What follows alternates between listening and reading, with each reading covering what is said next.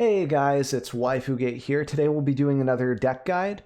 This time it's on Esper Bolas. So this list has been around for a very long time, since basically since this card was printed. People have been running Esper, and then you use this basically in Fabled Passage to get a mountain so that you can cast Bolas reliably.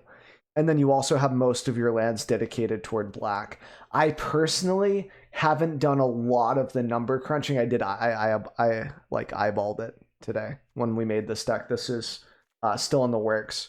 But we've got 4 of these triomes that also tap for red, and black and white are our most important colors because A, Bolas, and then B, board wipes.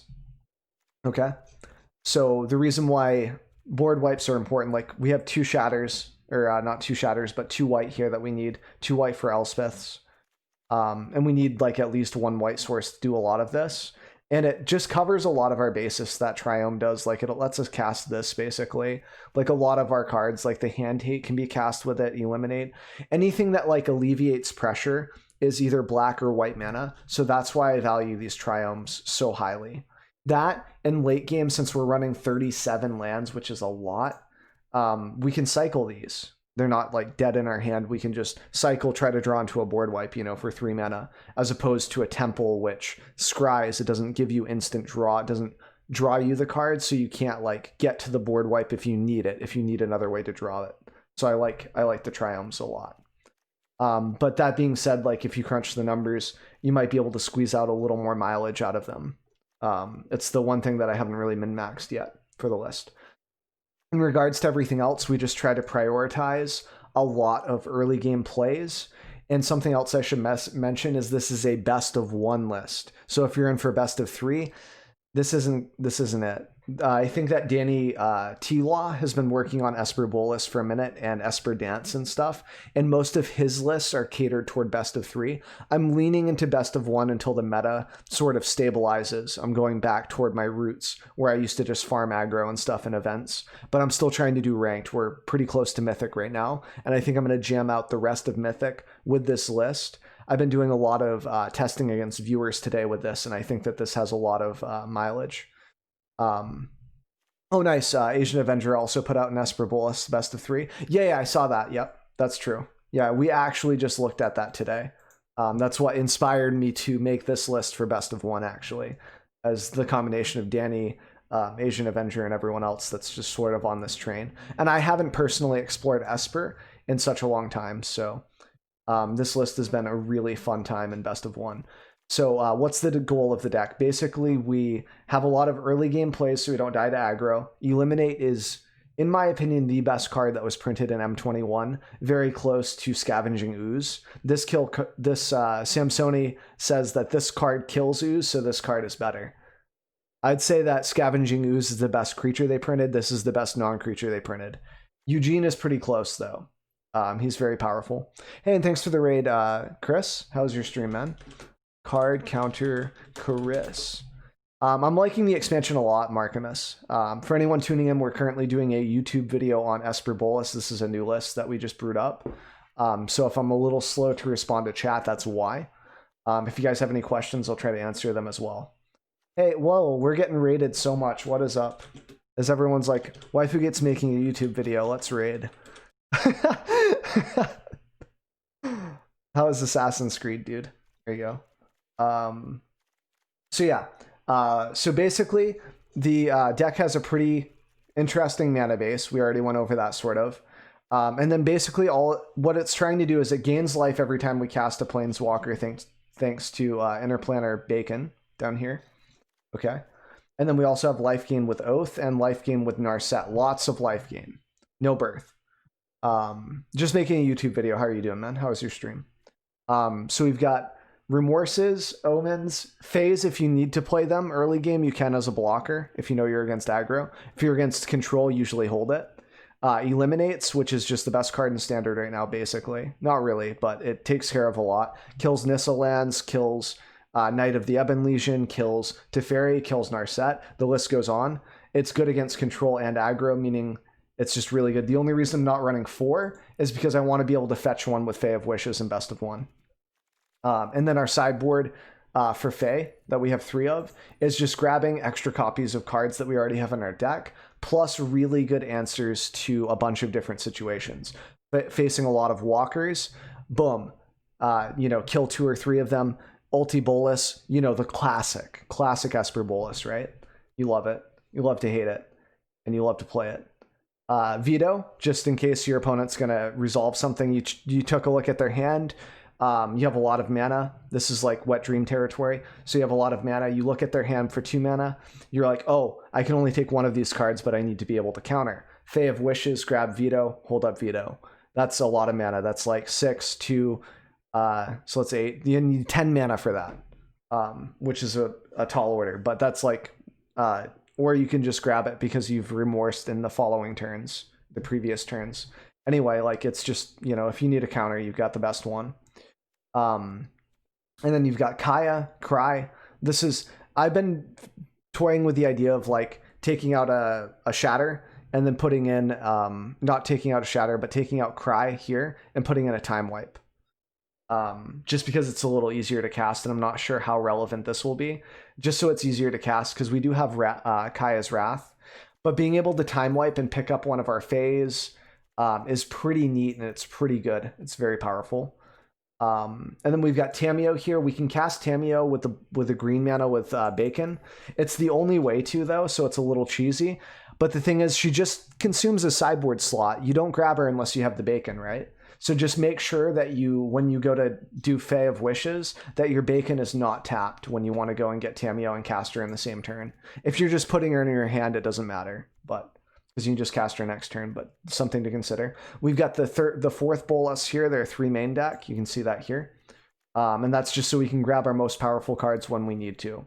Thought Distortion, I don't think this is worth it in the sideboard, but I have it here. This is probably the weakest card. Just because, like, if it's at that point where you can Fae of Wish and they don't counter the Fae, like, you probably don't get to Thought Distort them. Or if you do, it's, like, going to be too late because they're just going to Expansion Explosion before it's over or whatever. So I'm not sure if this is the greatest. Could be good against, like, Bant Ramp after they go Hydroid Krasis for, like, 17 or whatever.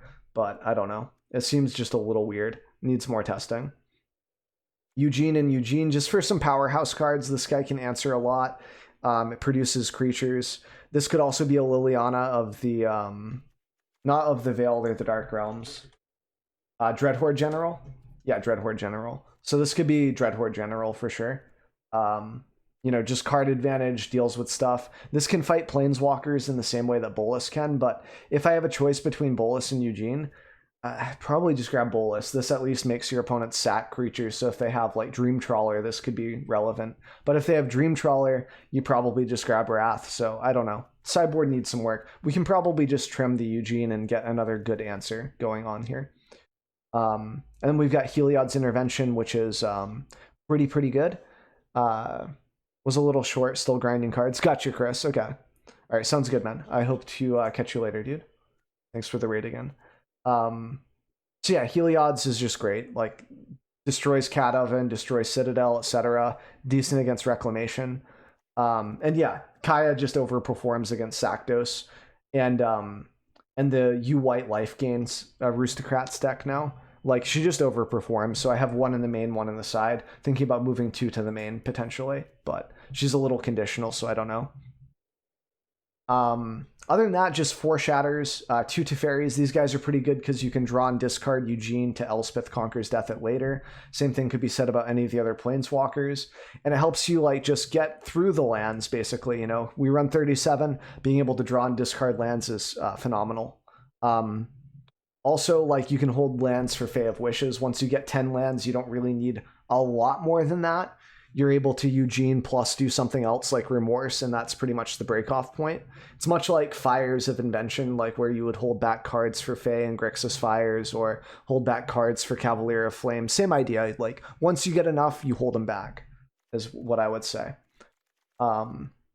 And then this Narset's just great, gains life. She can fight other Planeswalkers too by -2ing, drawing, chucking cards at them, which is really nice. She's also a card value engine. So what I mean by that is you can -2 and this says draw a card, then you may discard a card. You don't have to. So if you're not sniping anything, you just simply keep that and use the extra cards to discard Teferi or whatever else you need to later. Just keep it because it might be a good card like Teferi Time Raveler, who of course we run 4 of because we can gain a lot of life throughout the matchups with 4 bacons. It's good tempo, and it shuts off counter spells for our opponents. Why is my Shatter the Sky blue? I don't think it is, at least on my screen. It's kind of it has the backdrop because I have the special art for it is what's going on. It's an optical illusion. It's not quite blue. It's more like gray, like a dark gray almost. We've got 3 Elspeths. These bring back Bolas. These exile other planeswalkers that are a pain. So like the idea here is that we can exile big planeswalkers here, and then we can kill small ones with Eliminate if we need to early game. It's just nice. Or snipe them with Agonizing. Like, we have so much momentum against a lot of different archetypes. And then we have, of course, Shark Typhoon as a 2 of. One of these should go sideboard, I think, maybe over the Thought Distortion, the Eugene, something else. Just because it can save our life by making a blocker or just having infinite amounts of dudes. Because we have a lot of non-creatures, right? It's just insane. So it's just kind of nice. And then Eugene here is basically like Planar Cleansing on a stick. You're able to like -5, take care of enemy ECDs. The downside is you exile your own planeswalkers too. So he's like a comeback king, basically. Or you can use his +2 to pressure life total, like the opponent's life, it's a clock. You can snipe planeswalkers like Narset after at -2s, or Teferi after at -3s. You're able to snipe down walkers pretty easily. You're going to need some help versus Anissa, though. Probably like an Oath of Kaya plus this can do it. But that's a tall order because that's 8, 9, 10, 11 mana. Very tough. But if you had Oathed it a turn before, etc., you might be able to get there. Or swinging at it with a Shark Typhoon or something could help. But that's the basic premise. So it's like keepable hands are like 3 lands plus an Omen, 2 lands Omen, 3 lands Remorse. I probably wouldn't go 2 lands Remorse unless I was on the draw, because then you get an extra card. Eliminates are great in the openers. Narset's okay. Teferi's all right. Oath is good. Typically speaking, you're probably going to be up against aggro or maybe a planeswalker like Narset that you can snipe with Oath, so it's a pretty safe keep. Shatter, of course, is decent because if you're against aggro, why not keep the Shatter? If you're in best of 1, there's a good chance you're against aggro. A lot of people want to get in some quick games. We're trying to punish those people. And that's pretty much it. Shark Typhoon can be okay in the opener too. You don't want to see Bolas. You don't really want to see Elspeths. Anything over like 4 mana is pretty bad unless it's... Anything 4 mana or above is pretty bad unless it's the Shatter. Teferi can be okay, but he needs some protection. Kind of protect himself, but not really. He's not a very good tempo play. Like Teferi 3 is much better on curve. He's sort of like late game after you've established, or kind of mid game like 5 mana, 6 mana. Like if you can Remorse and then go after it, but you pretty much jam him on 4 sometimes though. Like you have to feel it out for sure. But that's pretty much the premise. So I would say, give it a whirl in best of 1. Don't spend a lot of wild cards on it. If you're a newer player, I don't recommend this because a lot of this is rotating. It's just a lot of fun for me right now in best of 1 to kind of de-stress from best of 3, where there's just a lot of Tamir Reclamation. I kind of don't like playing against that, so if I have to play against it, at least in best of 1, and I'm getting fed up with it, I can scoop, and then it's over. And then if I queue into Tamir Reclamation again, sure. But at least I know that I know for certain that the next game is probably not going to be Tamir Reclamation. There's the whole thing with the chances are the same.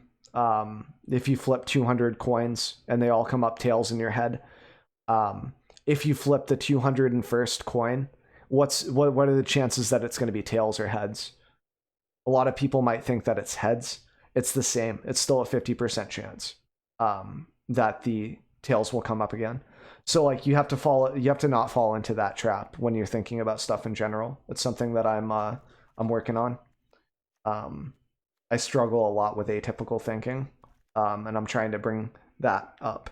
But yeah, anyway, so fun list. I'll show you some gameplay here in a second, and hope you guys enjoyed the video. If you guys have any questions, comments, anything like that, feel free to ask in the comments below, or drop by my stream. Usually stream from It's like Wednesdays through Sundays now, 2 p.m. until 8 p.m. CST. So appreciate you guys, and thanks for being awesome. And I'll see you guys in the next video.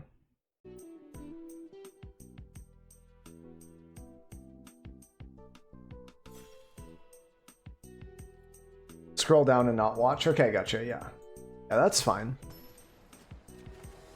You see how Waifu has cards in his hand?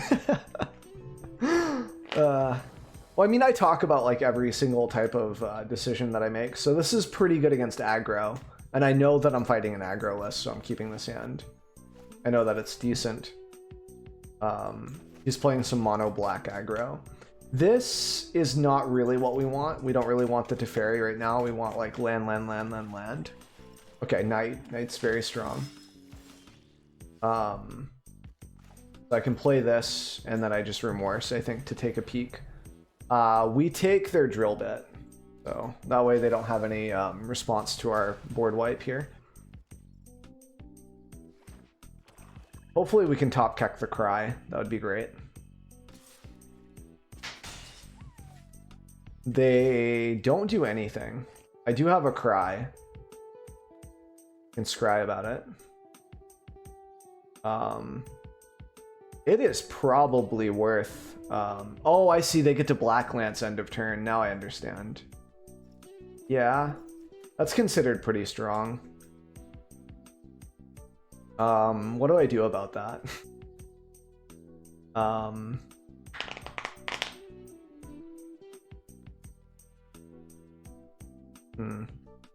Yeah, I think I just pass. Just chill for a second. I forgot that Black Lance has text that says flash. So, yeah, this is fine. So then it just depends on what he wants to play around, whether it's Shatter, holding up Murderous Rider for like a Narset, if I happen to have a Narset, etc. It's going to be pretty interesting to see where he goes with it. Yeah. So he's pricing into this because this protects him from Cry of Carnarium, which is very legit, because they get that 1/1 counter. I am going to cycle the Shark Typhoon for 0 just to keep drawing cards and efficiently using my mana here. Ooh, perfect draw, man. That's tough. That was a really good draw. Because now I get to gain some life and force them to commit more to the board, whether they're playing around Carnarium or Shatter. It's just really nice for us. As my deck list, it should be on Cardboard Live. So if you check out the Cardboard Live, it should be the top deck there.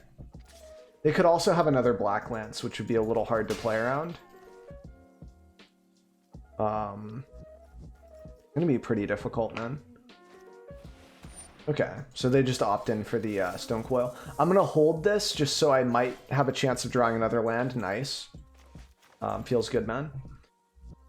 So here we have a few interesting options. We can go to Fairy Bounce. We can't bounce the Stonecoil. I think that I just Shatter. Honestly, I think I just Shatter. Like just to get this off the table. And then they might have to play Murderous Rider as their only creature, which would feel pretty bad for them. And we're conserving life here, which is nice. They do draw a card off of this, which is the downside of Shatter over Kaeya's. But we're not always going to be able to cast Kaeya's Wrath because of the interplanar beacons that we use in our deck. And it's an 80 card list. Like, we're not always going to see black, black, white, white. So they get... Ooh, Teferi or Fae. Yeah, Fae is the right choice. I agree with that. So now I can just minus this Teferi to draw a card here. Yeah, Adam knows. He highlights the oath. He says you're getting this back. Unfortunately, I don't have my land, though. So now they can Murderous Rider and play it, which is very nice. We at least now, if we now we have value on our ECD potentially, like with the Teferi being in the yard, unless they have interaction with that with like Remorse. Rotting Regisar. Oof. Okay. So fortunately, I do have the ECD for this. Like, I'm just drawing perfectly, and it's kind of ignorant, to be honest. Like, I just have it. 3/6.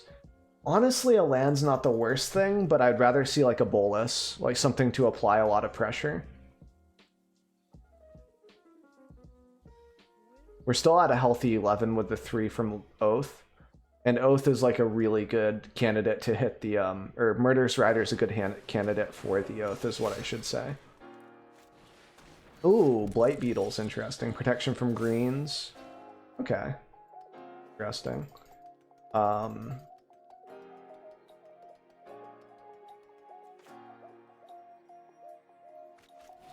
I think what I want to do is just boop this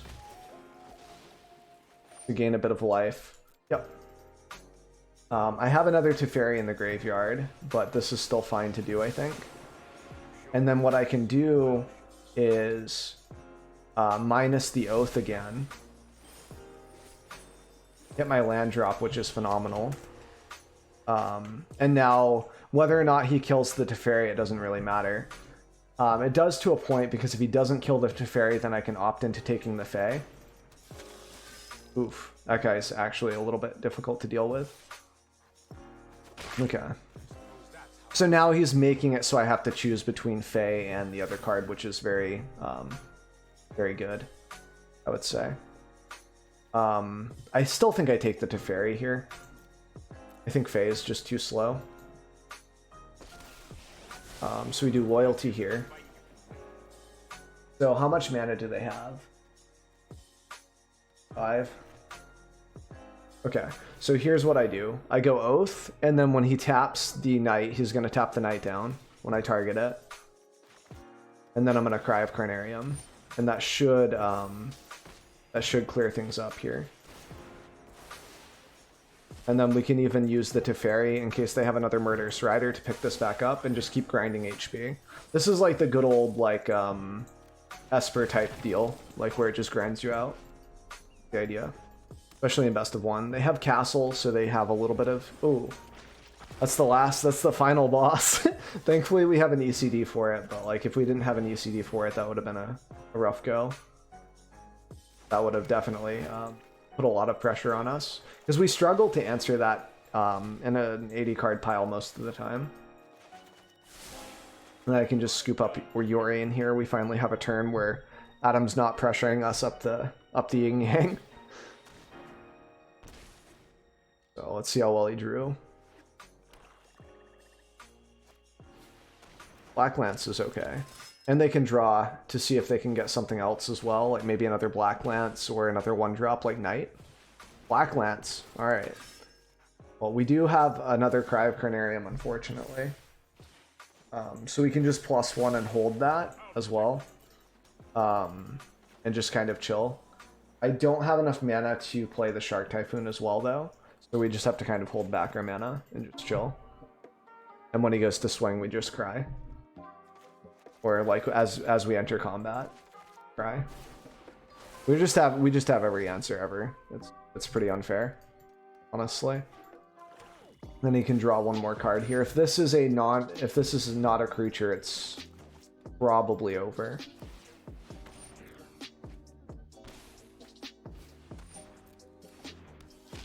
He threw.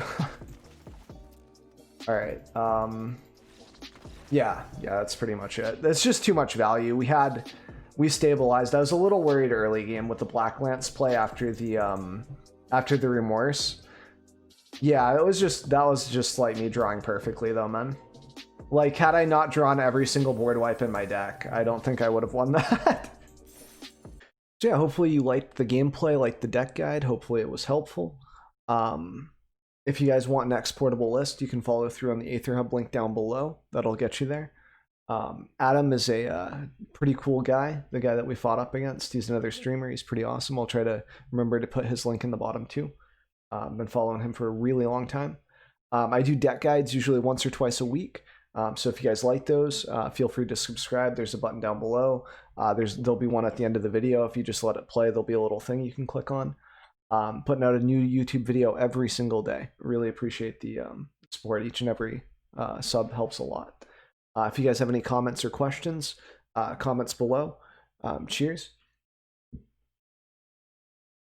And you can also drop by the stream and say hi. A link for that will be down below as well. So see you guys on the next video.